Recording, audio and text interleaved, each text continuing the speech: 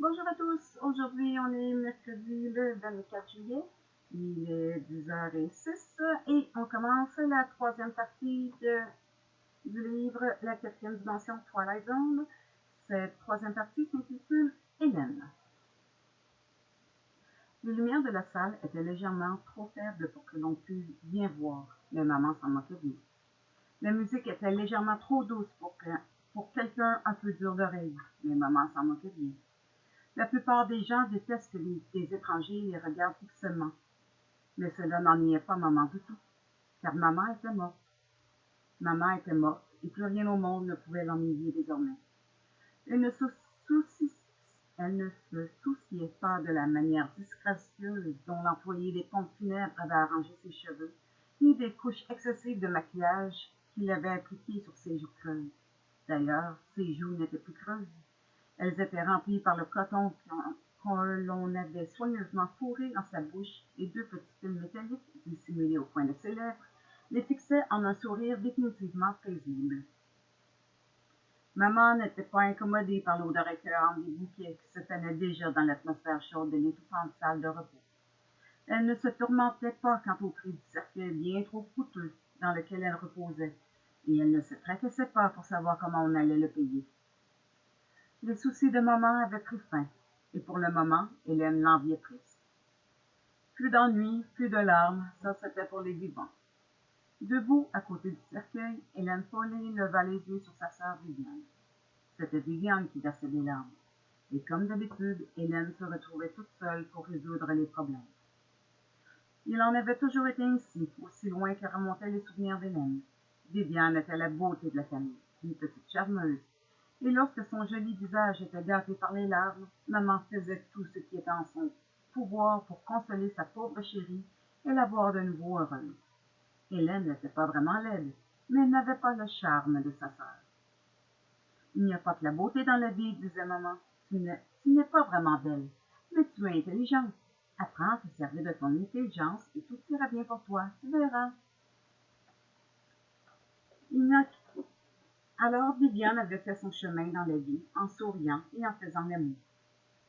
Elle n'avait guère de dons et avait compté sur ses longs cils et sa jolie poitrine pour se tailler une situation stable. Un mari fidèle et aimant, deux adorables enfants, une belle maison et un cercle d'amis admiratifs. Hélène avait pris à cœur le conseil de maman. Elle s'était servie de son intelligence. Elle avait étudié de toutes ses forces. Viviane avait été élue reine de sa promotion, mais Hélène, à la tête de sa classe, avait décroché son diplôme et poursuivi ses études pour devenir enseignante. Et elle en était là, 10 ans plus tard. Avec un peu de chance, elle pourrait continuer à enseigner jusqu'au jour où elle rejoindrait maman pour l'éternité.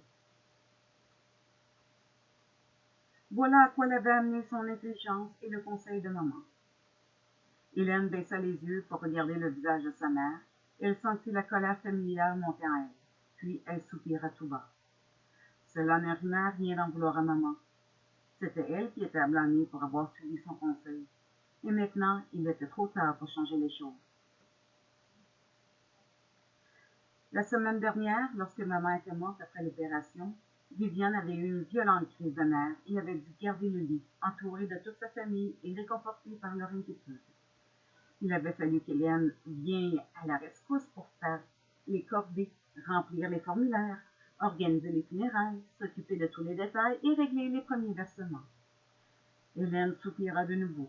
Maman ne pouvait plus rien pour elle maintenant, et s'apitoyer sur elle-même ne l'aiderait pas davantage. C'était inutile de s'appesantir sur le passé. Il était temps de penser à l'avenir, et elle avait déjà pris une décision. Ses sanglots s'apaisant, Viviane leva les yeux vers elle. Je suppose que tu vas partir, dit-elle. Hélène hocha la tête. Tout de suite après la cérémonie. Il n'y a pas de raison que je reste maintenant que maman n'est plus là. Tu en as vraiment l'intention, hein? Viviane semblait plus perplexe qu'inquiète. Et ton travail? Ça ne me compte pas. Je ne me sens plus du tout professeur. Je n'ai rien à transmettre à mes élèves qui en valent la peine. Hélène avait répondu sans réfléchir, mais en parlant, elle comprit combien cette parole exprimait une vérité profonde.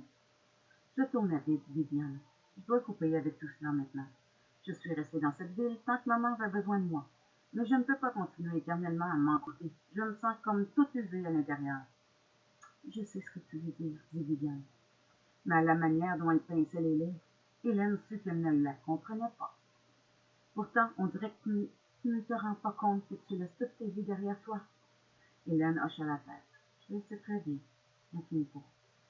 C'est exactement pour cette raison que je pars. Viviane la regarda d'un air inquiet. Elle était inquiète pour elle-même, sans doute. C'était la seule sorte d'inquiétude qu'elle pouvait éprouver. Mais si tu pars, qu'est-ce que je vais devenir, moi? Tu as ta vie, Jim et les enfants. C'est ce que tu as toujours désiré, tu t'en souviens? Je m'en souviens. Viviane se tamponna les yeux de son mouchoir. Et toi, qu'est-ce que tu veux maintenant? J'aimerais bien savoir.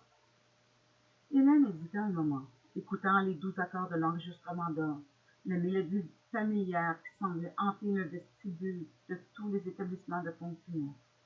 Viviane et elle l'avaient probablement entendu des centaines de fois auparavant, et la manière dont chacune l'identifiait révélait combien elles étaient différentes. Pour Viviane, c'était simplement l'air d'une chanson, Going Home. Hélène savait que c'était le lago de la symphonie du Nouveau Monde, Dvorak, pour être plus précis, la 9e symphonie, en mi opus 95. Oui, c'est en cela qu'elle différait. Toutes ces années d'études ne lui avaient laissé qu'un cerveau rempli de fadaises qui n'intéressaient personne. Même pas ses étudiants crasseux, tandis que Viviane, à la cervelle d'oiseau, finissait toujours par obtenir ce qu'elle voulait. Tout ce dont elle avait besoin pour mener la belle vie des banlieues résidentielles. Je suis désolée, Viviane, dit-elle. Je suppose que je ne sais pas moi-même ce que je veux. Mais je suis sûre que je ne le trouverai pas ici, à Homewood. Bien, puisque ta décision est prise, Viviane haussa les épaules, sa voix faiblit. Je m'étais juste imaginé que je pourrais te faire changer d'avis. Hélène secoua la tête. Pas cette fois-ci. J'espère seulement que tu sais ce que tu fais. Viviane soupira de nouveau, puis son visage s'éclaira. Écoute ce qu'ils sont en train de jouer, dit-elle. J'ai toujours aimé ce morceau-là. Comment ça s'appelle déjà? Elle sourit. Ah oui, je m'en souviens maintenant. C'est Going Home. Les choses en étaient restées là. Une fois les funérailles terminées, tout le monde était rentré chez soi. Viviane dans sa famille, maman au ciel, si tant est qu'il existe un endroit de ce genre. Et maintenant, Hélène était seule. Thomas Wolfe et elle semblaient être les seuls à savoir qu'on ne peut pas toujours retourner chez elle. Elle conduisait dans la lumière ensoleillée de cette fin d'après-midi. Sa radio beuglait de la musique, du pop-rock, bien entendu. Hélène se pencha et coupa la radio. Entendre cela évoquait des souvenirs de classe remplis d'adolescents rebelles qui se déplaçaient au rythme des batteries, au son des cordes pincées des guitares, au hurlement des voix qui lançaient un liquide discordant. Ils se ressemblaient tous aujourd'hui, ou du moins on avait cette impression. Des enfants défavorisés, issus de foyers brisés, qui leur donnent trop peu, aux enfants gâtés de foyers brisés, qui leur donnent trop. Mais comme elle, ils paraissent ne pas trouver l'endroit où aller. Ou alors, ils s'évadent, ils se droguent, ils se défoulent en menant une existence artificielle de sensations provoquées chimiquement et ils s'entourent d'une barrière protectrice de sons stéréophoniques. Hélène secoua tristement la tête. Il ne fallait pas exagérer. Elle devait au moins reconnaître que tous les jeunes ne sont pas des drogués, qu'ils ne font pas tous fi de l'autorité. Mais même les plus conformistes semblaient s'accrocher au bruit, se droguer à mort au décibel. Ils cherchent le bruit partout, s'injectent leur dose quotidienne de rock dans les tympans, se piquant à la cacophonie des sommations publicitaires sorties de leur téléviseur, au fracas des vociférations des jeux vidéo. Pas étonnant que les voix des parents et des enseignants se perdent dans tout ce vacarme. Enseigner, c'est un art, et comme tous les arts, il dépend de la communication. Mais comment espérer communiquer avec quelqu'un perdu au milieu de tous ces bruits? C'était peut-être cela qu'elle fuyait. Elle fuyait ce bruit qui niait chacun de ses efforts pour accomplir la vie qu'elle s'était choisie. Qu'est-ce qu'enseigner pourrait bien signifier si personne n'écoutait plus? Hélène secoua la tête. La belle affaire. C'était assez facile de voir le problème. La difficulté, c'était de trouver les solutions adéquates. Elle savait formuler les questions, ça oui, mais pas les réponses. Et quand vous n'avez pas de réponse, qu'est-ce qui vous reste à enseigner? C'était cela en réalité. Elle ne fuyait pas le bruit, les contestations de la jeunesse ou la crise de la société. Elle fuyait, épouvantée par la découverte de son ignorance. Je ne peux plus enseigner, se dit-elle. Je veux apprendre. Tout à coup, Elle leva les yeux, lut un panneau de signalisation sur sa droite et prit note de son message. Cliffordsville, 10 km. Cliffordsville? Hélène jeta un coup d'œil à sa montre. Presque 5 heures. Elle aurait dû être arrivée à Willow Bay depuis au moins une demi-heure, à la vitesse où elle allait. Qu'est-ce qu'elle faisait à 10 km d'une ville qu'elle n'avait même pas repérée sur la carte?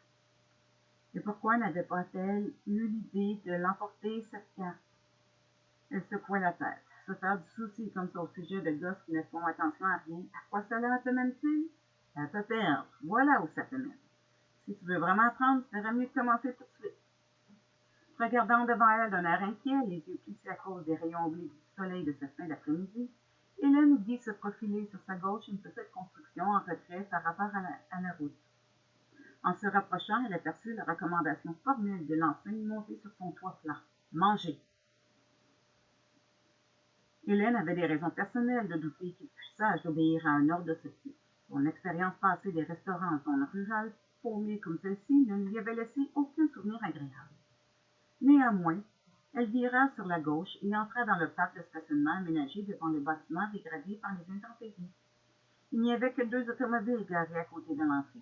Elle stationna un peu plus loin, puis elle s'avança sur le gravier vers la porte d'entrée.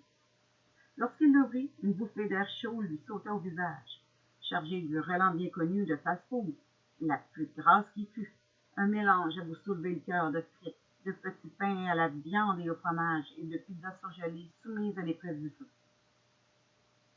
Heureusement, elle avait pris un bon petit déjeuner avant de partir. Elle pourrait donc se contenter d'une tasse de café. C'était sûrement de toutes les choses qu'elle pouvait commander ici, la seule que l'on ne faisait pas offrir. En réalité, ce qu'elle cherchait, c'était une carte routière. La chance l'accompagnait. Se hissant sur l'un des tabourets du comptoir, Hélène se trouva en présence d'un homme d'âge mûr, aux talents multiples, puisqu'il faisait office à la fois de maître d'hôtel, de cuisinier et de serveur. « Qu'est-ce que ce sera pour vous, mademoiselle? » demanda-t-il. Hélène commanda, et tandis qu'il s'affairait au percolateur, elle jeta un coup d'œil sur les 2 hommes qui étaient assis à une table d'angle. Tous 2 semblaient avoir la trentaine. Ils étaient trop âgés pour jouer au ballon, mais tranquillement résignés au rôle de spectateurs à plein temps et de commentateurs sportifs. Tout en sirotant leur bière, ils ne quittaient pas des yeux le téléviseur suspendu à un bout du comptoir. Les joueurs lancèrent un ballon à l'extrémité de l'écran de 50 cm, puis ils se jetèrent sur le sol en une mêlée qui se tordit en tous sens. Leurs mouvements minuscules étaient accompagnés des commentaires excités d'un journaliste sportif invisible. Encore du bruit. Hélène haussa les épaules. Où que l'on aille, on ne pouvait l'éviter. Puis, en parcourant la salle des yeux, elle découvrit une nouvelle source de bruit, les sons électroniques émanant d'un jeu vidéo qu'un petit garçon utilisait avec enthousiasme. Au premier coup d'œil, on ne lui donnait pas plus de 12 ans. Mais alors, pourquoi n'était-il pas à l'école à cette heure-ci? Hélène fronça les sourcils. Voilà que tu recommences, tu joues encore au professeur. Je croyais que nous en avions fini avec tout cela, tu t'en souviens? Son visage se détendit lorsque le serveur posa la tasse de café devant elle. Et avec ça, demanda-t-il? D'un pouce rondelet, il indiqua le pack dont la vitre était souillée de chiures de mouches et qui se trouvait sur une étagère derrière lui. Nous avons un bon gâteau qui vient de nous être livré aujourd'hui. Hélène secoua la tête. Vous savez ce que je voudrais comme dessert, dit-elle? Une belle carte, bien fraîche. Le front du serveur se plissa de grosses rides et Hélène hocha rapidement la tête. Sans rire, si vous en avez une, vous seriez bien gentil de me laisser jeter un coup d'œil dessus. Son visage s'éclaira d'un sourire amical. Bien sûr, j'en ai une. Je sais pas où. Je crois que je l'ai fourrée sous la caisse. Hélène but son café à petite gorgée tandis qu'il cherchait. Il revint bientôt brandissant triomphalement la carte routière. La voilà! Il déposa sa trouvaille sur le comptoir, devant elle. Hélène la souleva avec précaution. C'était une carte, aucun doute là-dessus. Mais on ne pouvait pas dire qu'elle fût de la première fraîcheur. Le dessus était tout froissé, et lorsqu'elle la déplia, elle découvrit des traînées de graisse qui zébraient et souillaient la plus grande partie de cette région et de la campagne environnante. Celui qui a fait frire cette carte n'a pas bien fait son travail, estima Hélène. Mais si elle voulait voir ce qui cuisait, Hélène étudia la carte un moment, les yeux plissés pour en lire le tracé malgré les taches, puis elle leva la tête avec un soupir d'exaspération. Je renonce. Où suis-je? Le serveur posa un index graisseux sur une traînée au centre de la carte. Ici. Vous cherchez la grande route? Hélène acquiesça d'un hochement de tête. Je suppose que oui. Le doigt se déplaça un peu sur la gauche. On dirait que vous avez manqué l'embranchement à Saint-Portville. Oh, je vois. L'autre sourit d'un air entendu. Il est à son affaire maintenant. Regardez. À 3 kilomètres de la route d'où vous venez, il y a un poste d'essence. Vous prenez à gauche, vous continuez sur 4 pâtés de maison et vous croisez la grande route. Là, vous... Il s'interrompit car des coups sourds s'élevaient du coin le plus éloigné. Hélène se retourna. Le gamin tapait sur les côtés du jeu vidéo et chaque coup provoquait une série d'interférences sur l'image télé, au grand mécontentement des 2 clients qui regardaient le match. Il vend la voix pour couvrir le bruit, le serveur criant « Hé, garçon, vas-y mollo avec la machine !» Les coups cessèrent et le gamin leva les yeux. « Elle ne marche plus, dit-il. » Le serveur haussa les épaules. « Écoute, mon garçon, c'est pas moi qui fabrique les jeux. Je me contente de récolter les sous. Mais une autre pièce, ça fonctionnera mieux. » Il se retourna vers Hélène et son doigt se déplaça de nouveau sur la carte. « Regardez, ici, la grande route passe par là. » Une nouvelle série de coups sourds résonnèrent dans le café. Il interrompit, les sourcils froncés. L'un des hommes assis à la table appela d'une voix forte. « Hé, Walter, le gamin est en train de bousiller la télé. » Le serveur haussa les épaules. « Il a mis une pièce. La télé, c'est gratuit. » L'autre client avait l'air aussi renfrogné que le premier. « La barbe, ce bruit. J'ai parié 20 $, moi, sur ce match. » Le serveur fit un signe de tête au gamin debout devant le jeu vidéo. « Tu as entendu, dit-il? La télé ne passe pas comme ça. » Le petit garçon ne répondit rien. Et il introduisit une autre pièce et reprit son jeu, mais cette fois sans l'accompagner de coups. Maintenant, le seul contrepoint à la conversation avec le patron provenait de la voix ininterrompue du commentateur sportif. Tandis qu'Hélène regardait, son informateur se mit à replier la carte éclaboussée de graisse, aussi soigneusement que si elle avait renfermé des indications sur l'emplacement de quelques trésors enterrés. « Vous dites que vous allez à Willow Bay? »« Oui, » Hélène acquiesça de la tête. « C'est une belle ville. Vous y avez trouvé du travail ou vous y allez pour une autre raison? »« Pas vraiment. Je crois que je vais juste voir un peu ce qui s'y passe. » Il rangea la carte repliée dans la poche droite de son pantalon avec une intention affectueuse et tendre. « D'où vous venez comme ça? » demanda-t-il. « Homewood, c'est au sud de... Je le connais. » Il hocha la tête. « Une belle ville. » « Si vous le dites. » Couvrant le bavardage incessant du commentateur, retentit la sonnerie d'un téléphone qui devait être installé dans l'office, derrière le comptoir. Le serveur tourna le dos et sortit, laissant Hélène finir son café en paix, mais pas pour longtemps. La voix du journaliste dans le téléviseur s'enfla en un crescendo annonçant l'apogée du match dans les dernières secondes du final. Puis elle fut étouffée par des bruits sourds et redoublés. Hélène pivota sur son tabouret pour regarder le jeune garçon rouer de coups la machine de jeu vidéo de la paume de ses 2 mains. L'image télé se brouilla complètement. L'un des hommes assis à la table gémit et son compagnon se retourna pour jeter un coup d'œil furieux sur le coupable de l'interruption. « Arrête ça, bon Dieu, cria-t-il, tu m'entends? » Comme s'il n'avait pas entendu, le petit garçon se concentra sur l'écran vidéo, puis flanqua une grande claque à la machine. Hélène, mal à l'aise, se mit à fouiller dans son sac à la main à la recherche de menus. Tout ce qu'elle voulait maintenant, c'était sortir de là avant que les ennuis ne commencent. Mais il était déjà trop tard. L'un des hommes fit reculer sa chaise et se leva d'un bond. Une fois qu'il fut debout, Hélène s'aperçut combien il était grand. Il faisait plus d'1,80 m et il était costaud et large d'épaules. Son compagnon leva les yeux et fit un geste. « Hé, Charlie, calme-toi, calme-toi. » Charlie ne l'écoutait pas. Pris d'une colère froide, il se dirigea vers le jeu vidéo et attrapa le gamin par l'épaule. Il le repoussa rudement sur le côté. Puis il se baissa et arracha la prise du mur.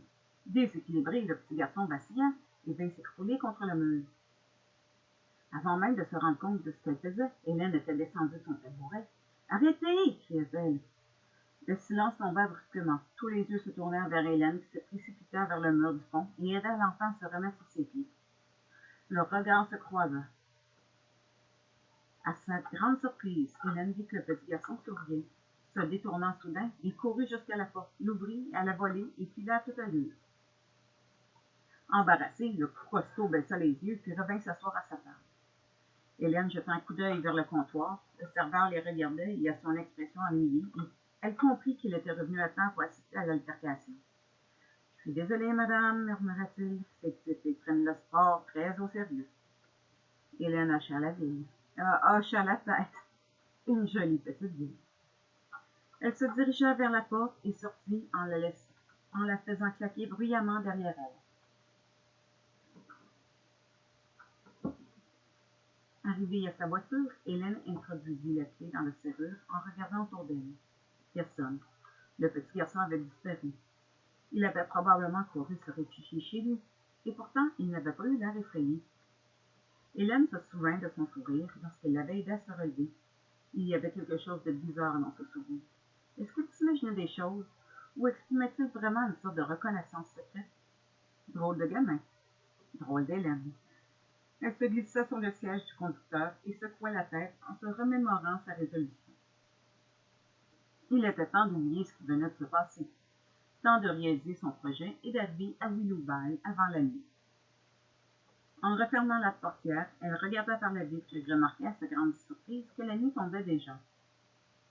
Comme pour souligner sa venue, une enseigne au néon, vantant une marque de bière, se mit à clignoter au-dessus de l'entrée du restaurant. Hélène mit le contact et le moteur démarra. Elle posa le pied sur l'accélérateur, relâcha le frein à main et fit marche arrière. Brusquement, elle aperçut du coin de l'œil dans le rétroviseur quelque chose qui bougeait derrière son véhicule. Dans le pénombre, elle distingua la forme vague du petit garçon sur sa bicyclette, en train de traverser à toute vitesse le parking, juste derrière elle. Elle freina brusquement, mais au moment où la voiture s'immobilisait dans un crissement de pneus, il y eut un bruit sourd qui souleva le cœur. « Oh mon Dieu !» cria-t-elle. Ouvrant brutalement la portière, Hélène sortit en trombe et se précipita à l'arrière de la voiture. Là, elle s'arrêta, paralysée par l'émotion, les yeux écarquillés d'horreur. L'enfant gissait sur le sol à côté de sa bicyclette, les yeux clos, la poitrine haletante. Lorsqu'elle se pencha sur lui, il ouvrit les yeux. « Ça va ?» souffla-t-elle. L'enfant hocha la tête. « Ouais, je crois. » Hélène s'agenouilla à côté de lui. « Peux-tu bouger les bras et les jambes? »« Oui. »« Oui. » Le petit garçon s'assit sous le regard anxieux d'Hélène. « Doucement, dit-elle. Dis-moi où ça te fait mal. » Il se frotta l'épaule gauche. « Seulement l'épaule. » C'est sur elle que j'ai dû tomber. Il sourit, hocha la tête. « Ne vous en faites pas, je n'ai rien de cassé. » Il voulut se relever et Hélène mit la main sur son bras pour ralentir ses mouvements. « Pas trop vite, dit-elle. Essaie de voir d'abord si tes jambes peuvent te porter. »« Bien sûr, vous voyez? » Le petit garçon était debout et se frottait l'épaule. « Ça ne me fait plus mal, je vous jure. » Pour la première fois, Hélène reporta son attention sur la bicyclette. Les roues, voilées et tordues, étaient coincées sous les pneus arrière de la voiture. Le gamin suivit son regard et son sourire s'effaça. « Oh, je suis vraiment désolée. » Hélène se tourna vers lui et s'empressa d'ajouter. « Écoute, tu peux peut-être la faire réparer, je paierai les frais. » « Date. » Le sourire reparut pour disparaître de nouveau tandis qu'il regardait d'un air hésitant le parking noyé dans l'obscurité. « Est-ce que vous croyez que vous pourriez me ramener chez moi avant qu'il fasse nuit? » « Naturellement. » Hélène hocha la tête, puis regarda le coffre de sa voiture d'un air ennuyé. « J'ai bien peur de ne pas avoir de place pour ta bicyclette. Je suis en plein déménagement et le siège arrière est encombré. Le reste de mes affaires est dans le coffre. Je peux le reprendre demain. » Le petit garçon se baissa, tira sur le vélo pour le dégager de dessous les pneus, puis le poussa jusqu'au restaurant où il l'appuya contre le mur latéral. « Tu es sûr qu'il ne ferait rien ici? » demanda Hélène. « Ouais, pas de problème. » Le garçon revint sur ses pas et fit le tour de la voiture jusqu'à la place avant. Il attendit qu'Hélène se glissa à la place du conducteur et se pencha pour déverrouiller la portière. Tandis qu'il s'installait, elle relâcha le frein, remit le moteur en marche et gagna le bord de la route. Là, Hélène stoppa et jeta un coup d'œil interrogateur à son passager. « Par où? » demanda-t-elle. « Prenez à gauche. » Le petit garçon lui fit un signe de tête. « Par où vous êtes venu? » Hélène cligna des yeux. « Comment sais-tu par quel chemin je suis venue? »« Je vous ai entendu le dire au resto. »« Vraiment? Tu as de bonnes oreilles. » La voiture fila dans les ténèbres qui s'épaississaient. Il n'y avait aucune circulation, et lorsqu'Hélène alluma les phares, leur lueur parut épaissir l'obscurité de la campagne isolée. Elle regardait attentivement devant elle, s'attendant à entrevoir le poste d'essence que le serveur lui avait signalé, mais elle sentit la main du petit garçon se poser sur son bras.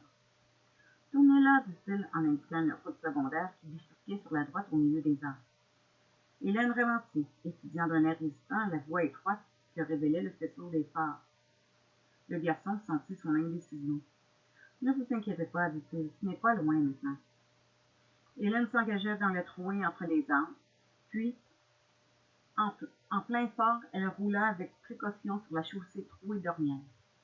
Le gamin leva de nouveau les yeux vers elle. « Vous allez vous installer à Willowby? » demanda-t-il. Hélène lui jeta un coup d'œil amusé. « Tu m'as aussi entendu dire ça, je suppose? » Il hocha affirmativement la tête. « Pourquoi est-ce que vous quittez Homewood? » Hélène hésita, et durant un instant, son amusement s'évanouit. Le petit démon, il avait vraiment écouté ce qu'elle disait. Mais cela ne lui donnait pas le droit de fourrer son nez dans ses affaires. Et puis, après tout, qu'est-ce que cela faisait? Elle pouvait aussi bien répondre, si elle savait quoi dire. Pourquoi avait-elle quitté Homewood? C'était une bonne question. Elle haussa les épaules, cherchant comment exprimer cela. Je ne sais pas. Je suppose que je cherchais quelque chose et que je ne l'ai pas trouvé là-bas. Le petit garçon hocha la tête. Et vos parents alors? Ils sont partis tous les deux. Vous voulez dire qu'ils sont morts? Hélène hocha la tête. J'en ai bien peur. Oh, il y avait maintenant un soupçon d'anxiété dans cette petite voix. Vous n'avez plus personne?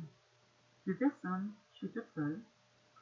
Le petit garçon resta silencieux un bon moment. Puis, brusquement, il lui tendit la main en souriant. Je m'appelle Anthony, dit-il. Hélène ôta sa main droite du volant et saisit la petite paume. Hélène, dit-elle. Anthony se tourna gravement vers elle. Je suis très heureux de faire votre connaissance, Hélène. Elle reporta son attention sur la route. La voiture suivait en cahotant le chemin étroit qui traversait un bois formé d'arbres énormes. Tu vis vraiment à l'écart ici, hein? Hélène baissait les yeux sur lui. Tes parents doivent être en train de se faire du mauvais temps à ton sujet. Pas vraiment. Ah bon? Anthony secoua la tête. Ils ne font pas attention à l'heure à laquelle je rentre. Je pourrais revenir à la maison à minuit, cela leur serait égal. Hélène sourit avec indulgence. Minuit, Anthony. Oui, le petit garçon marqua une pause puis reprit. C'est mon anniversaire aujourd'hui et il s'en fiche complètement. Hélène le regardait avec étonnement. Tu me racontes des blagues, c'est vrai? Il hocha la tête d'un air malheureux et elle sentit la sympathie l'envahir. Quel triste anniversaire! C'est pas si terrible que ça. Anthony leva les yeux vers elle avec un sourire joyeux. Je me suis fait une amie. Hélène se rasséréna. Moi aussi, dit-elle.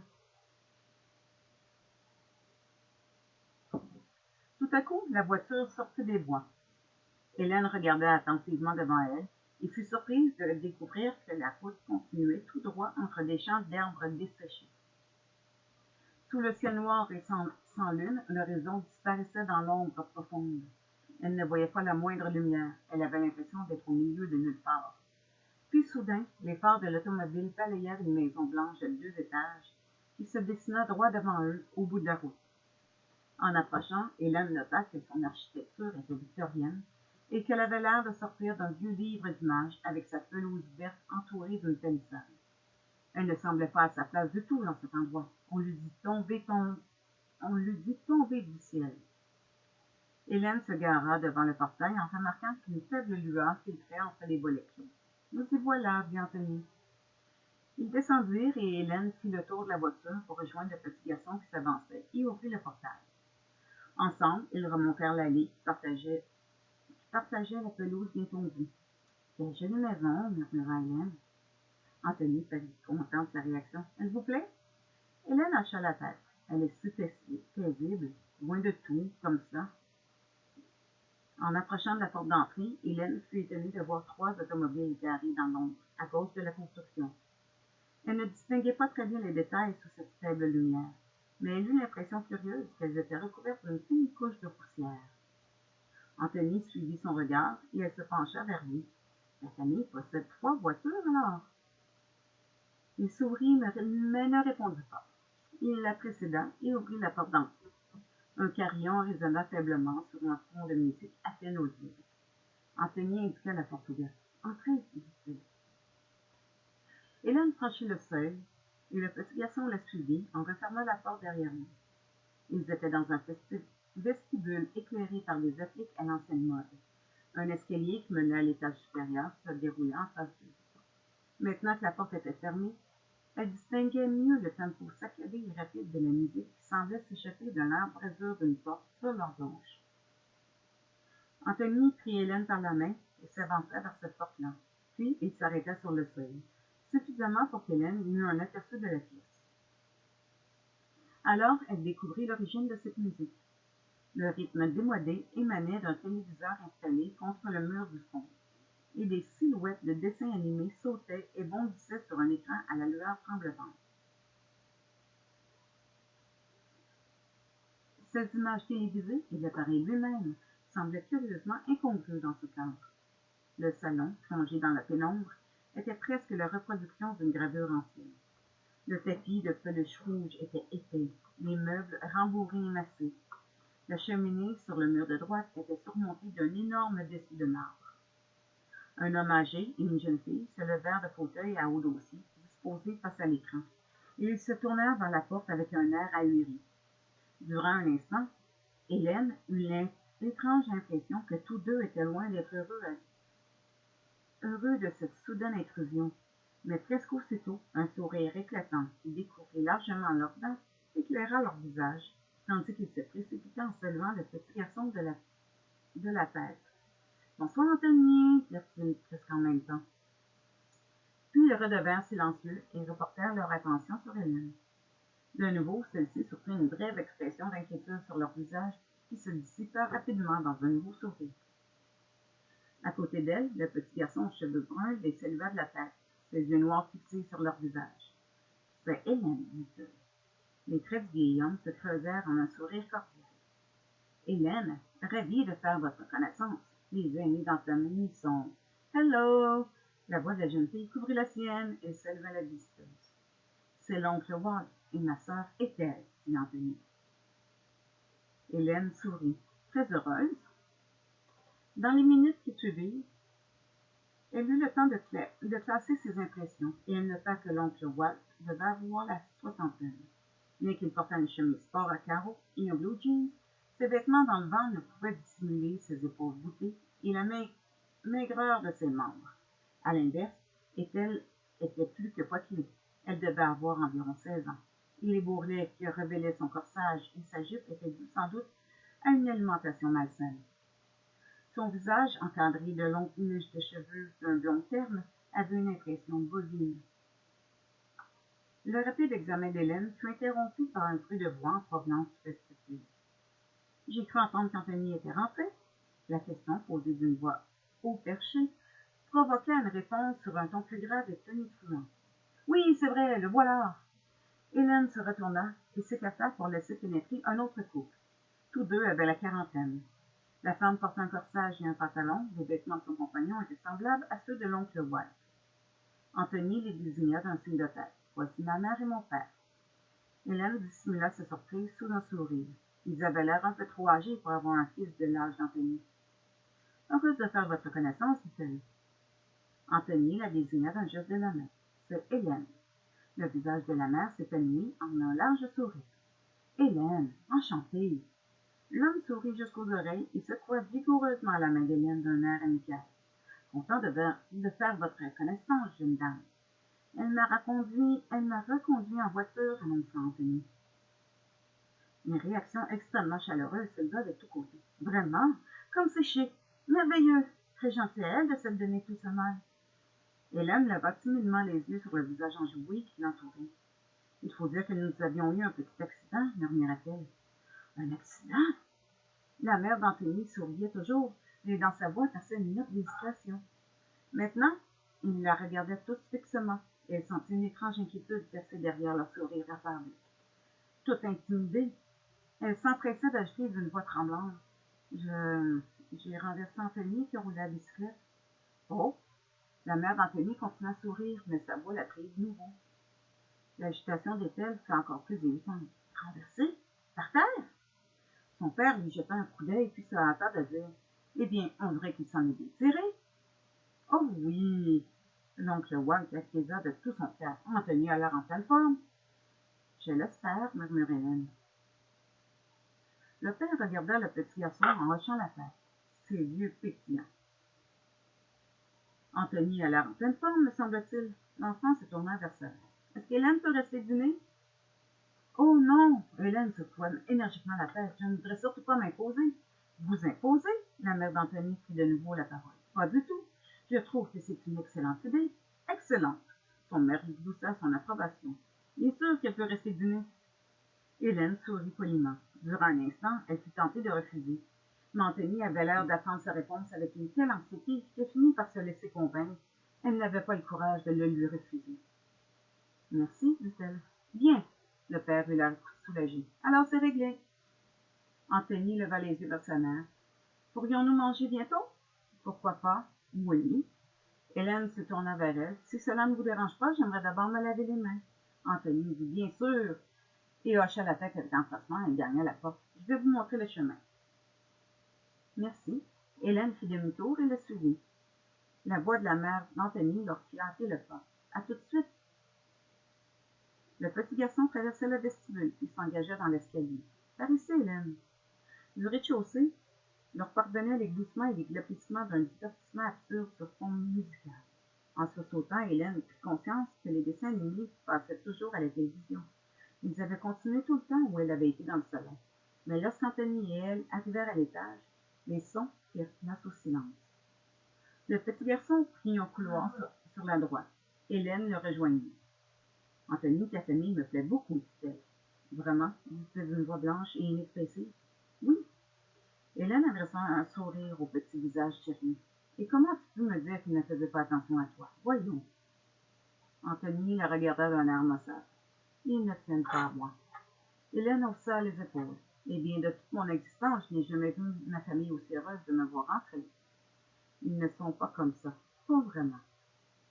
Arrivant au bout du couloir, il tourna vers la droite et s'engagea dans un autre. Quelque peu surprise, Hélène se fit la remarque qu'il n'y avait pas de porte. En y réfléchissant, elle n'en avait pas vu non plus dans l'autre couloir. Elle fronça les sourcils perplexes. Anthony, où allons-nous? Un grondement bas, comme le grognement d'un animal, retentit de l'autre côté de la cloison, et Hélène s'arrêta, le bruit aussi. Elle regarda autour d'elle, stupéfaite. Qu'est-ce que c'était ça? Quoi? T'as pas entendu? J'entends rien. Il les prit par la main. Venez! Comme il se remettait en marche, Hélène remarqua une ouverture sur sa droite. Il y avait tout de même des chambres ici. En passant devant la porte ouverte, Hélène jeta un coup d'œil à l'intérieur. La pièce était plongée dans l'obscurité. Il n'y avait que la lueur d'un écran de télévision dans un coin. Hélène aperçut une adolescente assise dans un fauteuil roulant face à la porte, immobile, inconsciente de leur présence. Elle regardait le dessin animé avec une vive attention. Des aboiements et des grognements s'échappaient de l'écran, et Hélène supposa que c'était là l'origine du bruit qui l'avait alarmée. Mais Anthony la tirait déjà par la main. C'est Sarah, mon autre sœur. J'ai vu qu'elle était dans un fauteuil roulant. Ouais. Anthony hocha légèrement la tête. Elle a eu un accident. Puis il montra du doigt une porte, au bout du couloir. Voilà la salle de bain. 5 minutes s'écoulèrent, tandis qu'Hélène rectifiait son maquillage et sa coiffure. Anthony l'attendait devant la porte de la salle de bain. En reprenant le couloir, elle remarquait cette fois que la porte de la jeune fille était fermée. Il avait dû rendre visite à sa sœur pendant qu'elle-même se refait d'une beauté. Hélène faillit interroger Anthony sur la nature de l'accident qu'avait eu Sarah, mais il la tenait toujours fermement par la main et semblait pressé de redescendre. À sa grande surprise, la famille était toujours dans le salon, rassemblée autour de la télévision qui vomissait une autre série de ces lamentables dessins animés. Un chat géant, masqué comme un cambrioleur à l'ancienne mode, traversait furtivement un toit, sur la pointe des pattes. Il se faufila dans une cheminée et s'introduisit dans une pièce. Dans la maison, 2 souris habillées en humain s'affairaient à allumer un gigantesque feu dans la cheminée. Le chat glissa le long du conduit de la cheminée et atterrit sur l'arrière-train au beau milieu des flammes. Une explosion de musique narquoise marqua l'extrême drôlerie que représentait le fait de voir un animal risquer de mourir tel suivre. Un grand « Aouah » souligna l'aspect comique de la scène, tandis que le chat rebondissait dans le conduit. Pour couronner cette fine plaisanterie, il émergea de la cheminée à une telle vitesse qu'il ne put contrôler son mouvement. Il monta en flèche au-dessus du toit, accompagné par un hurlement de violon désaccordé.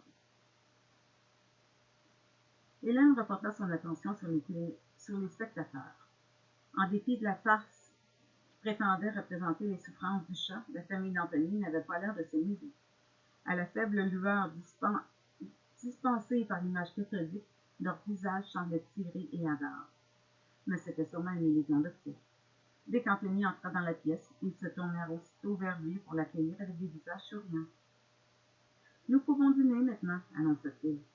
Couvrant le bruit du dessin animé, ils s'exclamèrent tous en chœur avec enthousiasme. « Bon, merveilleux, chouette! Ah oui, enfin! » Ces voix différentes rappelèrent à Hélène un conte de fées. Les trois ours, c'était tout à fait cela. Papa ours et maman ours et bébé ours, qui se demandent qui est-ce qui s'est couché dans mon lit? C'était stupide, bien sûr. Ici, ils étaient quatre et ce n'étaient pas des ours, et ils ne s'étaient pas couchés dans leur lit. C'était peut-être les dessins animés qui faisaient penser au conte de fées. En tout cas, l'attention d'Hélène se détourna quand la famille se rassembla autour d'Anthony comme une troupe de soldats attendant les ordres de leur chef. « Il l'aime vraiment, » se dit-elle. Hélène n'avait jamais vu une telle dévotion, une telle anxiété de plaire à un petit garçon. Même sa sœur s'inclinait devant lui. Incontestablement, il n'y avait pas de rivalité fraternelle dans cette famille. Mais abdiquer à ce point pouvait entraîner des conséquences détestables. Anthony pourrait devenir un enfant gâté. Hélène espérait se tromper. En regardant l'enfant, elle sentit s'éveiller en elle une émotion, un désir inexplicable de le protéger. Mais de quoi? Il avait l'air parfaitement heureux, et lorsqu'il se tourna vers elle, son petit visage sérieux s'éclaira d'un sourire chaleureux qui fit fondre toutes ses appréhensions. « Mangeons ici, dit-il. Comme cela, nous ne raterons pas de dessin animé. » Oncle Walt hocha la tête. « Ah oui, quelle bonne idée! Pourquoi n'y avons-nous pas pensé? »« Ce sera très bien, trouva le père. Je vais aller chercher la table de bridge. On peut l'installer là, juste devant la télé. »« On ferait mieux de se dépêcher, gloussa l'oncle Walt. Je parie qu'Anthony a drôlement faim. » Il quitta la pièce et revint presque tout de suite en portant la table. La mère d'Anthony fit un grand sourire à Hélène. « Nous sommes très heureux que vous restiez dîner avec nous. Ça ressemble tout à fait à Anthony d'être aussi prévenant. » Tandis qu'elle parlait, Hélène s'aperçut que la bande sonore du dessin animé s'était affaiblie. La voix d'Anthony s'éleva, nettement audible. « Vous voulez bien vous asseoir à côté de moi, Hélène? » Elle se tourna et vit avec surprise que le jeune garçon s'était installé sur un petit sofa, juste en face de l'écran de télévision. C'était bizarre, mais elle n'avait pas remarqué le sofa auparavant. Croisant le regard plein d'espoir d'Anthony, elle hésita. « Mais peut-être que ta mère désirait-elle s'asseoir là? »« Non, non, allez-y, la mère d'Anthony lui fit un signe de tête. Il faut que je m'occupe du dîner. » Le père avait déplié les pieds de la table et disposait autour plusieurs sièges. « Ce sera très bien, dit-elle. Nous pourrons nous asseoir là. Vous, installez-vous à côté d'Anthony. » Hélène s'assit près du garçon. Il lui adressa un bref sourire, puis tourna les yeux vers l'écran. Au bord d'un précipice, un lapin poussait un énorme rocher dans le vide et, tout souriant, le regardait atterrir sur la tête d'un ours qui ne s'y attendait pas. Hélène fronça les sourcils perplexes. Peut-être le poste était-il mal réglé? Puis elle leva les yeux vers la mère d'Anthony, qui apparut à côté d'elle et se pencha pour parler au petit garçon. « Chérie? » Il la regardait agacé qu'on le dérangeât de son spectacle. Elle eut un sourire tendu. « Je ne voudrais pas te déranger, mon chéri, mais... »« Mais quoi? » Le sourire inquiet vacilla sous son regard irrité. « Est-ce que par hasard tu saurais où est le dîner? » Hélène le regarda d'un air interdit. Quelle drôle de question. Mais Anthony se renfrogna. « Tu sais très bien où il est. » Le sourire de la mère avait complètement disparu. « Quoi? » Anthony hocha la tête. « Il est dans le four, n'est-ce pas, mère? »« Oh, bien sûr. » Le sourire de la mère reparut, accompagné d'un rire de soulagement et de confusion. « Que je suis ça. » Derrière elle, le père d'Anthony gloussa, ainsi que l'oncle Walt. Elle l'oublie toujours. Il fit un clin d'œil à Hélène en secouant la tête. La mère s'en retourna vers le vestibule et le père lui emboîta le pas. « Je vais l'aider à tout préparer, » dit-il, et elle le suivit. « Moi aussi, je suis impatiente de voir ce que nous avons à manger ce soir. » Hélène les regarda sortir, puis se retourna vers Anthony d'un air interrogateur. Il haussa les épaules avec un sourire hésitant. « C'est juste un jeu, » dit-il. Voyons l'expression sceptique d'Hélène et il déclusit et poursuivit. Il joue à faire semblant. Elle sait très bien où elle vient. Elle veut seulement voir si je peux le détenir. Donc le Walt vint se placer à côté de lui en hochant joyeusement la tête. Il a raison, c'est juste pour s'amuser un peu. Une autre idée vint à l'esprit d'Hélène, mais avant qu'elle ait pu l'exprimer, son attention fut distraite par une explosion qui sortait du téléviseur. Un loup, assis dans le poste de pilotage à ciel ouvert d'un petit avion, regardait avec épouvante les ailes se détacher et l'hélice tomber. L'appareil tournoyant en chandelle à travers les nuages et vint s'écraser dans une gerbe de flammes. Le loup sortit en titubant de cet enfer, sa fourrure aussi toute fumante. À côté d'Hélène, le rire d'Anthony s'éleva, approbateur. Ça, c'est un bon dessin animé. Oui, oui, Hélène se força à sourire. Il n'y a pas d'autres programmes que tu aimerais regarder? Anthony secoua la tête. Les dessins animés, c'est ce qu'il y a de mieux. Il montra l'écran où la silhouette carbonisée du loup fondit soudain pour se transformer en ange tenant une harpe entre ses pattes, la tête couronnée d'une auréole, déployant ses ailes célestes, il partit à la dérive. Vous voyez, Anthony hocha la tête d'un air satisfait, tout peut arriver dans les dessins animés. C'est pour cela qu'il les aime, pas vous? Les yeux bruns étaient sérieux maintenant. Il la regardait fixement, dans l'attente de sa réponse. Hélène sentit qu'il y attachait une grande importance. Elle s'agita sur son siège, curieusement déconcertée par son regard. Bien, je suppose que tout le monde aime les dessins animés. Non, pas tout le monde. Anthony lança un regard désapprobateur à son oncle. Donc le Walt s'empressa de glousser. Aussi, nous les aimons. Nous aimons tous les dessins animés. Tout peut arriver dans les dessins animés, comme vient de le dire Anthony. Personne n'a envie de regarder autre chose. Oh non. Des pas résonnèrent dans le vestibule et une voix s'éleva gaiement. Nous voilà. Hélène se retourna pour regarder. Par-dessus le dossier du sofa, les parents d'Anthony qui arrivèrent, suivis des têtes, portant chacun deux assiettes en carton. Ça, c'est un bon dîner. Le père arbora un sourire épanoui en déposant son fardeau sur la table de bridge. Et-elle en fit autant? Puis, tirant une petite table basse qui était à l'autre extrémité de la pièce, il l'installa devant le sofa, tandis que la mère d'Anthony restait là à attendre qu'elle ait fini. Voilà pour toi, mon chéri. La mère mit une assiette devant lui et plaça l'autre devant son invité. Merci, murmura Hélène. La mère alla rejoindre les autres membres de la famille installés autour de la table de bridge et Anthony s'attaqua à la nourriture. Hélène baissa les yeux sur son assiette et examina d'un air dubitatif ce qu'elle contenait. Quelle sorte de repas était cela? Un hamburger tout plat, un beignet fourré à la confiture, un sac de chips et une masse. C'était cela qu'ils appelaient un bon dîner? Apparemment oui, car de la table de bridge, les voix s'élevèrent en un concert d'approbation enthousiaste. Est-ce que ça n'a pas l'air délicieux? Que c'est chouette, n'est-ce pas succulent? Ah oui, un peu. Anthony jeta un regard en coin vers Hélène. Ça va? Hélène hocha poliment la tête. Elle sentait sur elle les regards circonspects de l'autre table lorsqu'elle souleva le dessus du petit pain. À sa grande surprise, la viande hachée était tartinée de beurre de cacahuète.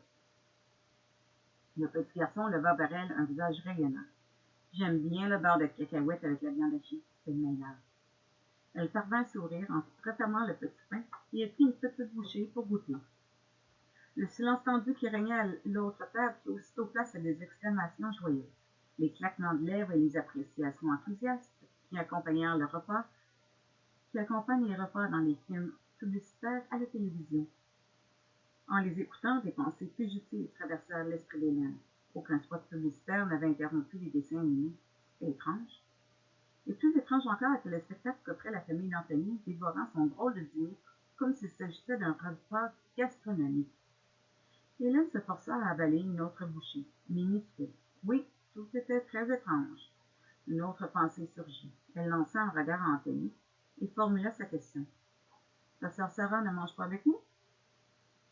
Non, Sarah ne mange pas. Une joyeuse approbation jaillit de la bouche des 4 personnes installées à l'autre table. C'est vrai, Sarah ne mange pas, non, pas question. Comme c'est amusant, Anthony. Chaque fois qu'il dit cela, je trouve ça drôle. Anthony fronça les sourcils et se turent aussitôt. Un moment après, les murmures d'une réunion familiale animée reprirent, mais Hélène sentait leur circonspection. Cela aussi soulevait bien des questions. Il était fatigué des questions. Ce qu'il lui fallait maintenant, c'était quelques réponses bien franches. Hélène se tourna vers le garçon. Manges-tu toujours comme cela? Anthony ne répondit pas, et Hélène prit aussitôt conscience du silence qui était brusquement tombé sur l'autre terre. Ils la regardèrent tous, les yeux écarquillés. La mère fut la première à prendre la parole. Anthony mange ce qu'il veut. Le père s'empressa d'acquiescer absolument tout ce qu'il veut. Donc le Walt réussit à y mettre doucement, un peu, tout ce qu'il veut. Hélène ne leur prêta aucune attention. Elle attendait que le petit garçon lui répondît. « Vous ne trouvez pas ça bon? » Hélène hésita. Sa politesse l'aurait dû approuver, mais elle en avait assez de la politesse, assez de ces fausses approbations, assez de cette étrange atmosphère, hyper protectrice et des questions sans réponse. La famille d'Anthony ne comprenait-elle pas le tort qu'elle causait à l'enfant en le gâtant ainsi? N'avait-il pas conscience des conséquences que cela pouvait entraîner de céder ainsi à ses caprices? Elle ne devait peut-être pas s'en mêler. Peut-être revenait-elle ainsi à son rôle d'enseignante. Mais il était temps que quelqu'un leur parlât franchement. Elle s'empressa de hocher la tête. « Je suppose que c'est bien, une fois de temps en temps, dit-elle. Mais tu es en pleine croissance, tu as besoin d'une alimentation saine. » Elle fixa sur la famille un regard de désapprobation pédagogique. « Vous ne pouvez pas manger comme cela tout le temps. » Troublé, Anthony secoua la tête. « Je ne savais pas ça. Mais vous avez raison, Hélène. Ce n'est pas bon de manger ça tout le temps. » De nouveau, un concert d'approbation s'éleva. « C'est vrai, Anthony est un garçon en pleine croissance. Bien sûr, il a besoin d'une bonne alimentation. C'est toi qui as raison, Anthony. » Anthony se retourna et son regard devint accusateur. « Vous ne m'aviez jamais dit cela, » cria-t-il. Les sourires étaient pâles, mais personne ne répondit. C'est Hélène qui rompit le silence. « Excusez-moi, murmura-t-elle, je ne voulais pas vous critiquer. » Elle sourit au petit garçon. « Après tout, c'est ton dîner d'anniversaire. » De nouveau, un profond silence. Et puis la voix d'Ethel déclara sur un ton presque désespéré. « Encore son anniversaire? » Le sourire de l'oncle Walt disparut. « Avec des cadeaux? » Anthony secoua la tête avec colère. « Non, ce n'est pas mon anniversaire, je ne vous ai jamais dit cela. » Comme il faisait un geste vers eux, le groupe assis autour de la table eut un mouvement recul et tous retinrent leur souffle. En reculant, Ethel heurta du coude son assiette et se renversa sur le sol. Anthony lui lança un regard noir. « Ça suffit! Je ne vais rien faire! » Il se reprit, se retourna vers Hélène et lui adressa un sourire forcé. « Ils sont ridicules. » Hélène le regarda bien dans les yeux et lui dit avec douceur. « Anthony, tu m'avais dit que c'était ton anniversaire. » La voix de la mère s'éleva en une effrayante parodie de gaieté. « Bien sûr que c'est son anniversaire. Oh oui, et-elle fit immédiatement chorus, ainsi que l'oncle Walt, évidemment. Il tenta vaillamment de rire, mais le résultat ressemblait plutôt à un gloussement de panique. « Non, je vous ai dit que ce n'était pas mon anniversaire. Vous êtes sourds? » Hélène, éberluée, regardait les visages effrayés de la famille. Qu'est-ce qui leur prenait? Qu'avait-elle déclenché là? Elle ne savait pas la réponse, mais quoi que ce fût, c'était quelque chose qui ne la concernait pas. Brusquement, elle n'eut plus qu'un désir, partir. « Je pense que je ferais mieux de m'en aller, Anthony. » Le petit garçon se leva aussitôt, les yeux implorants. « Non! » En prenant conscience du ton passionné de sa protestation, Hélène se raidit. L'enfant se leva, les yeux suppliants. « Je vous en prie, tout va bien, tout va bien. » Il jeta un coup d'œil à l'écran de télévision où un magicien faisait sortir un lapin d'un chapeau. « Il faut rester. Oncle Walt va nous faire un tour de prestidigitation. » « Je suis désolée, Anthony. Il faut vraiment que je m'en aille. »« Mais Oncle Walt va nous faire un tour. Rien pour vous. Je vous en prie, asseyez-vous. »« Un peu. » L'oncle Walt hocha la tête, mais Hélène l'ignora et se détourna pour partir. Anthony mit la main sur son bras. « Cela ne vous prendra qu'une minute. Vous allez voir. Fais-nous un tour, Oncle Walt. Le tour du chapeau. » Un peu, l'oncle Walt se leva et parcourut la pièce d'un regard inexpressif. « Où est le chapeau? » Là, Anthony lâcha le bras d'Hélène et fit un geste impatient. « Sur la télévision. » Machinalement, le regard d'Hélène suivit son doigt pointé. Sur le téléviseur, il y avait un chapeau haut de forme. Hélène le contempla, les yeux écarquillés. de stupeur, tandis qu'une nouvelle émotion, plus inquiétante, s'emparait d'elle. Quelque chose qui ressembla à de la panique. Anthony lui sourit pour la rassurer. « Ça va vous plaire. » Hélène prit une profonde inspiration. Anthony, le petit garçon ne l'écoutait pas. « Vas-y, oncle Walt. »« Bien, monsieur. » L'oncle Walt traversa lentement la pièce et tendit le bras pour prendre le chapeau haut de forme qu'il saisit avec hésitation. C'était le geste d'un homme qui se force à ramasser un charbon ardent dans le feu.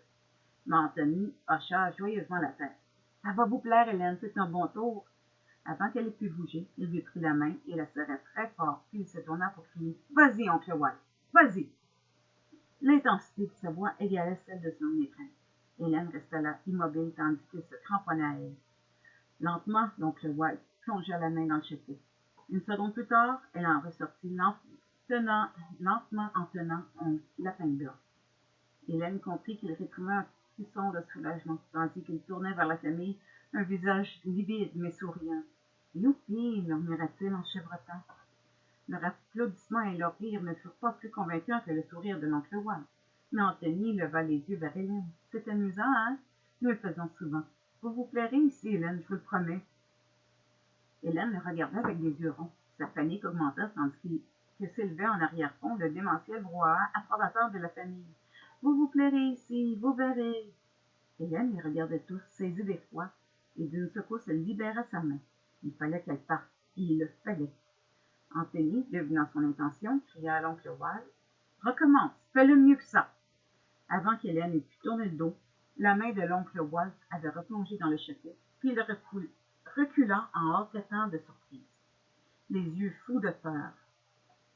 Il regarda l'énorme silhouette qui s'en élevait en dépassant le téléviseur. C'était un lapin, mais pas comme ceux que les prestidigitateurs professionnels font apparaître. Seul un sorcier pouvait évoquer une telle chose. C'était un monstre multicolore, une énorme créature difforme avec des pattes et des griffes comme un tigre. Des grands yeux jaunes saillaient dans une gueule en forme de groin qui béait nettement, révélant une langue fourchue qui pendait entre les crocs recourbés d'un félin à dents de sabre. Accroupie sur l'appareil de télévision, la chose étendit ses serres. Hélène hurla en levant les mains comme pour se protéger du spectacle. Anthony fit un geste rapide. « N'ayez pas peur !» cria-t-il. Il refit son geste, cette fois en direction du téléviseur. Hélène baissa les bras juste à temps pour voir l'être rapetisser en spirale et disparaître dans le chapeau. Une seconde plus tard, le chapeau lui aussi s'évanouissait. Comme une aveugle et indifférente aux réactions de la famille, décidée désespérément à fuir, Hélène se retourna et prit son sac à main posé sur une petite table près de la porte. À son grand désarroi, le fermoir céda, le sac glissa de ses doigts tremblants et son contenu se répandit sur le sol. Elle s'agenouilla vivement, essayant de ramasser tout ce qui s'était éparpillé sur le tapis. Anthony s'accroupit à côté d'elle, secouant la tête d'un air angoissé. « Je ne voulais pas faire cela, je vous le jure. Je me suis seulement mis en colère et parfois je ne peux pas contrôler ce qui se passe. » Hélène ne répondit pas, mais l'expression de son visage parlait pour elle. Le petit garçon l'aidait à rassembler les objets et les remettre dans le sac. Pendant tout ce temps-là, sa douce voix, vibrante d'intensité, résonnait comme le silence. « Je vous en prie, Hélène, ne partez pas. Je peux vous rendre la vie très agréable ici. Je peux faire venir toute la nourriture que vous voudrez. Je peux même changer la maison si vous le désirez. Il suffit de le dire. Je peux faire tout ce que vous voulez, mais je vous en prie. » Soudain, il se tut et regarda attentivement un bout de papier qu'il venait de trouver sur le sol. Son expression suppliante fit place à un masque de rage. Hélène le contempla, stupéfaite. Lorsqu'Anthony se redressa, la famille recula jusqu'au mur. Les yeux toujours remplis de fureur, le petit garçon se tourna vers Hélène et lui tendit le bout de papier. « Vous voyez, s'écria-t-il, je vous avais dit qu'ils étaient comme ça. » Hélène baissa les yeux sur le papier chiffonné qui avait dû être arraché à la marge d'un journal. Il portait un message hâtivement griffonné au crayon. « Venez à notre secours, Anthony est un monstre. » Elle leva les yeux et le vit hocher la tête. « Il me déteste. Il voudrait m'envoyer dans cet endroit horrible comme l'ont fait mon vrai père et ma vraie mère. » Des voix bredouillèrent à l'autre bout de la pièce. « C'est pas vrai, Anthony, bien sûr que non. Tu sais bien que... » Les trois réponses jaillissaient en même temps, mais Anthony leur coupa la parole d'un geste. Il se tourna vers Hélène et se hâta d'ajouter. « Ils ont peur de moi. Tout le monde a peur de moi. C'est pour ça qu'ils agissent comme ça. Et moi, je fais tout pour eux. Ils peuvent regarder la télé toute la journée. Ils n'ont rien à faire, rien du tout. Je suis très gentille tout le temps. C'est vrai, Anthony est un bon garçon, s'exclama l'oncle Walt. Nous l'aimons tous. Le petit garçon arracha le bout de papier des doigts tremblants d'Hélène et s'avança en le brandissant vers les 4 silhouettes cachées contre le mur du fond. Alors, je me demande qui a écrit cela. Maintenant, la menace se faisait aussi entendre dans sa voix. Je me demande qui m'a traité de monstre. Aussitôt, un murmure confus s'éleva. C'est lui qui a écrit ça. Non, c'est pas moi. C'est bien que c'est pas moi non plus. C'est elle. Oui, c'est elle qui l'a écrit. La mère, le père et l'oncle montraient tous du doigt la pauvre fille accablée. Elle secouait la tête, les yeux écarquillés, la bouche tordue de terreur. Hélène se leva. Elle ne savait pas ce qu'Anthony avait l'intention de faire, mais seulement que d'une manière ou d'une autre, et quoi que ce fût, il fallait l'en empêcher. Anthony hochait la tête en regardant la jeune fille. Ah ah! Je ne savais pas cela, c'est une fameuse surprise. Hein, est-elle? Estelle secoua frénétiquement la tête, sa voix tremblait. D'accord, vas-y, fais-le, fais-le. Faire quoi, est-elle? Sa raillerie était plus menaçante encore que sa colère. En un mouvement convulsif, Estelle libéra son regard de celui accusateur d'Anthony et se tourna vers Hélène. Ses paroles se déversèrent comme une crise d'hystérie. Vous comprenez maintenant que vous ne partirez jamais d'ici, fit-elle. Vous croyez que c'est le fruit du hasard qui vous a amené ici? C'est lui qui a fait arriver tout cela. Il vous a attiré ici comme il nous a tous attirés ici, et retenus. Et comme il vous retiendra, elle hocha la tête et poursuivit en retard. Ou peut-être se mettra-t-il en colère contre vous un jour, comme il l'a fait avec sa vraie sœur. Il vous expropriera et vous ôtera votre bouche pour que vous ne puissiez plus crier après lui. Ou il vous fera ce qu'il a fait à sa vraie mère et son vrai père. Durant une seconde, Anthony ferma les yeux et grimaça de douleur. Puis il les rouvrit et regarda fixement la jeune fille. Doucement, très doucement, il parla. Il est temps de partir, était-elle. Hélène s'avança d'un pas. Non, Anthony, ne fais pas ça. Mais Anthony ne lui prêta aucune attention. Souriant de son sourire discret, il vint se placer en face d'elle. J'ai une surprise pour toi. Exceptionnelle. Je viens de l'inventer. Elle gémit et secoua la tête lorsque la voix d'Anthony s'éleva. Je souhaite que tu ailles au pays des dessins animés. Pouf! Et-elle disparut. Sans fumée, sans éclair. Elle disparut, tout simplement. Hélène resta paralysée. De l'eau glacée coulait dans ses veines, ses membres étaient engourdis, mais elle ne frissonnait pas d'un froid physique. Ce n'était pas la première fois que quelqu'un disparaissait sous ses yeux. Elle avait assisté à des séances de magie. Dans un film de sorcellerie, un magicien peut murmurer une incantation qui fait disparaître un autre personnage élégant. Mais ce salon, prosaïquement meublé, n'était pas une scène de théâtre, et le petit garçon n'était pas un magicien. Il n'avait pas brandi de baguette magique, ni prononcé de formule. Et elle n'avait pas été effacée par un trucage cinématographique. C'était la réalité. Le salon était réel. Les gens qui s'y tenaient, y compris Ethel, existaient vraiment, ou avaient existé, car maintenant Ethel avait disparu. Un petit garçon avait prononcé une simple phrase, et Ethel était devenue une non-personne. C'était la froide réalité qui laissait monter des frissons tout le long de la colonne vertébrale d'Hélène. À présent, le petit garçon lui souriait. Je vous avais dit que les dessins animés, c'était chouette, Anthony. Tout peut arriver dans les dessins animés. Il se retourna et montra l'écran de télévision. Hélène suivit son regard et vit des silhouettes de lutins et de sorcières qui donnaient la chasse à leur victime. Lorsque cette dernière jeta un coup d'œil par-dessus son épaule, Hélène reconnut avec un sentiment d'horreur le visage qui lui était familier. Ethel était devenue un personnage de dessin animé. Durant un instant, ses traits déformés par la panique remplirent l'écran. Sa bouche s'ouvrit pour émettre un hurlement qui s'élevait sur fond de musique joyeuse. Puis, la main d'Anthony se levant en un geste qui ressemblait à celui que faisaient les anciens élèves d'Hélène pour essuyer le tableau noir avec un chiffon.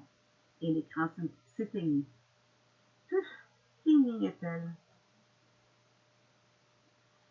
Avec un hoquet de peur, Hélène se retourna et se précipita vers la porte. Elle entendit derrière lui des cris de la famille, lorsque le petit garçon lui lançait d'une voix sèche, mais elle ne se retourna pas.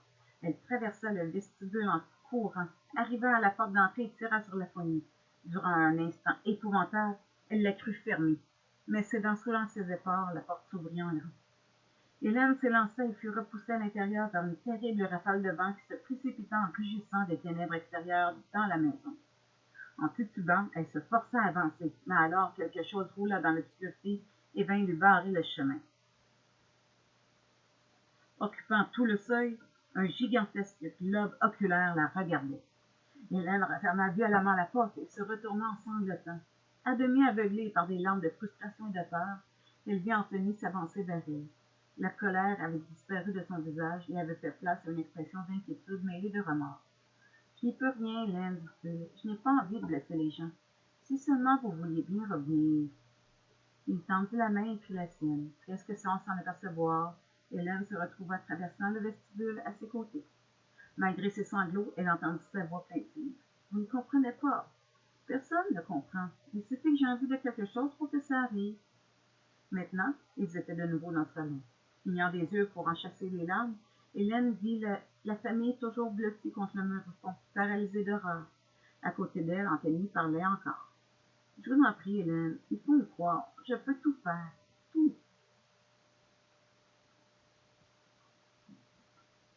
Comme pour en faire la démonstration, il se tourna vers l'écran muet. Le groupe contre le mur regardait en silence, attendant avec angoisse. En dépit d'elle-même, Hélène regardait aussi. La télévision se mit à vibrer. Des étincelles jaillirent de l'écran.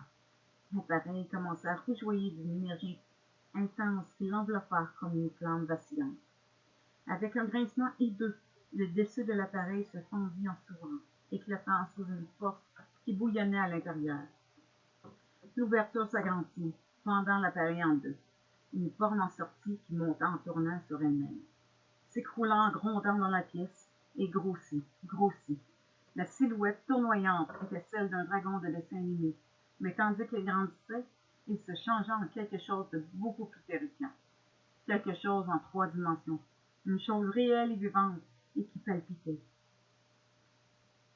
Ses yeux étaient de gigantesques et rougeoyants globes de feu, et son souffle, un jet de flammes. Hélène recula en titubant, les yeux fermés. « Souhaite qu'ils disparaissent, Anthony, dit-elle en haletant. « Souhaite qu'ils disparaissent. » Un son puissant déferla sur eux. Hélène se força à ouvrir les yeux. Avec une rapidité aveuglante, la forme monstrueuse diminua, s'effondra dans la fissure béante du téléviseur brisé. Puis, dans un dernier vacillement, elle disparut en miroitant avec les restes de l'appareil.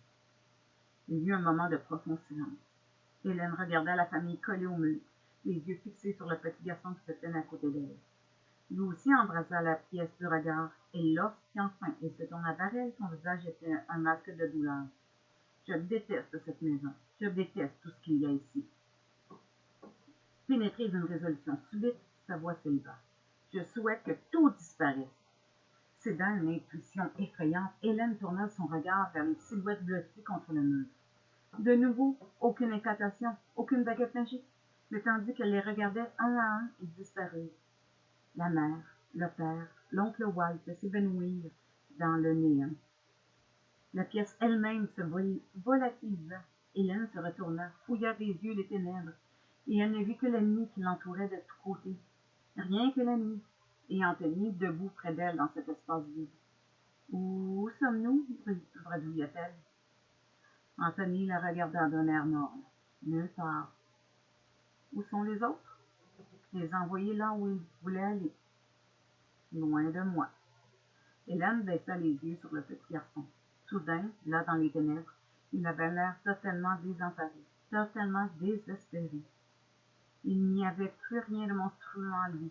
Tout ce qu'elle voyait, c'était un petit garçon perdu, tout seul. S'armant de courage, elle le prit par l'épaule et se pencha pour croiser son regard, les yeux dans les yeux. « Anthony, ramène-nous là-bas. » Le regard de l'enfant vacilla. « Pour que vous puissiez partir, vous aussi. » Elle entendit l'accusation qui vibrait dans sa voix, mais ses yeux étaient désespérés et son visage blanc de peur. Hélène hésita, puis respira à fond. « Je ne te laisserai pas, dit-elle. Ramène-nous, Anthony. Ramène-nous pour que toi et moi, nous puissions prendre un nouveau départ. » Le petit garçon la fixa sans rien dire, avec des yeux qui brillèrent d'un espoir fugitif. Mais ils se fermirent bientôt de doute et de désespoir. Hélène secoua la tête. « Je ne te mens pas, Anthony. Alors les mots jaillirent spontanément de quelque part tout au fond d'elle. Tu as besoin que quelqu'un t'éduque, que quelqu'un t'aide à comprendre le don que tu possèdes. Ce don terrible et merveilleux. Un don que tu dois contrôler. Nous allons apprendre comment l'utiliser judicieusement. Elle respira de nouveau à fond. Nous allons apprendre, tous les deux, ensemble. Anthony leva des yeux anxieux. Tu vas rester avec moi? Oui. Toujours. Hélène hocha la tête. Elle ne reviendrait pas en arrière. Toujours. Anthony sourit. D'accord. Il tendit la main sans faire la sienne. Durant un instant, ils restèrent immobiles dans les ténèbres. Puis quelque chose vacilla et le vide autour d'eux fit place à une réalité familière. Les ténèbres absolues devinrent les ombres normales d'une nuit ordinaire. Regardant autour d'elle, Hélène vit qu'Anthony et elle se tenaient à l'endroit même occupé par la maison. Celle-ci avait disparu à présent, mais il restait les champs incultes qu'Hélène avait traversés, et au loin, elle reconnut la route qui serpentait entre les arbres. Souriant avec soulagement, elle attendit qu'Anthony parlât. Il hocha rapidement la tête. « Allons-y. » Hélène se retourna, puis s'arrêta, les sourcils froncés. Quoique la maison eût disparu, le lit qui conduisait était toujours là, mais vide. Elle ne voyait sa voiture nulle part. Durant un instant, Hélène hésita, se souvenant de ses propres paroles. C'était un nouveau départ. Ils devaient apprendre ensemble. Apprendre comment contrôler le pouvoir d'Anthony. Comment l'utiliser au service de ses propres buts. Elle devait faire attention à ne pas encourager d'autres démonstrations avant que tous deux fussent sûrs des conséquences qu'elles pourraient entraîner. Mais d'autre part, ils avaient besoin d'un véhicule pour partir d'une manière normale. Hélène se décida à poser la question. « Ma voiture? » Anthony sourit puis fit un petit geste désinvolte. Instantanément, l'automobile se trouva de nouveau dans la ligne, garée juste devant eux. « Ça va? » Anthony lui sourit. « Nous pouvons partir maintenant. » Hélène hocha la tête. Ils s'avancèrent vers la voiture et elle ouvrit la portière, attendant qu'Anthony prit place à l'avant. Puis elle s'installa au volant et ferma la portière. Brusquement, elle fronça les sourcils et le petit garçon leva vers elle des yeux interrogateurs. « Qu'est-ce qu'il y a? » Hélène secoua la tête. « J'ai oublié. » Elle fit un geste vers le contact. « Je n'ai pas la clé. Elle est dans mon sac à main. » Elle parla encore que quelque chose vint se placer entre ses doigts. Baissant les yeux, elle vit la clé de contact nichée dans sa paume. Au même instant, elle sentit le poids de son sac sur ses genoux. Anthony souriait. Hélène soupira et secoua la tête en un geste de remontrance, mêlé de soulagement. « Ça suffit comme ça pour le moment. »« Dac » dit Anthony. Hélène mit le moteur en marche, puis dirigea la voiture vers la route qui traversait le bois. En même temps, elle se surprit en train de prendre mentalement des notes. Il fallait faire quelque chose au sujet du vocabulaire d'Anthony. Il disait tac 3 fois en 5 minutes. Et puis, elle devrait lui apprendre à faire plus attention à son apparence. Ses cheveux avaient terriblement besoin d'un coup de panier, et elle était honteuse des vêtements maquillés qu'il portait. Curieusement, cette perspective ne la consternait pas du tout. La pensée d'enseigner de nouveau la remplit plutôt d'un plaisir anticipé. Il y a tant de choses à enseigner, tant de choses à apprendre. Hélène jeta un coup d'œil à Anthony, et il lui sourit, ses traits rayonnant d'un bonheur si grand qu'elle semblait incapable de le contenir. Levant vers elle un visage épanoui, il fit un petit geste des 2 mains. Soudain, le ciel s'éclaira des rayons du soleil levant, et tandis qu'Hélène regardait, les vieux quartiers et les champs dénués qui bordaient la route se couvrir de fleurs aux couleurs éclatantes. Hélène secoua la tête d'un air de reproche. « Anthony » Mais elle souriait en disant cela. Anthony lui rendit son sourire. Le monde entier souriait maintenant, tandis que la voiture s'élançait entre les champs fleuris qui s'enfonçaient dans la pénombre crépusculaire des arbres. Voilà qui termine la 3e partie de la 4e dimension. Demain sera la 4e partie qui s'intitule Bloom. Bonne journée!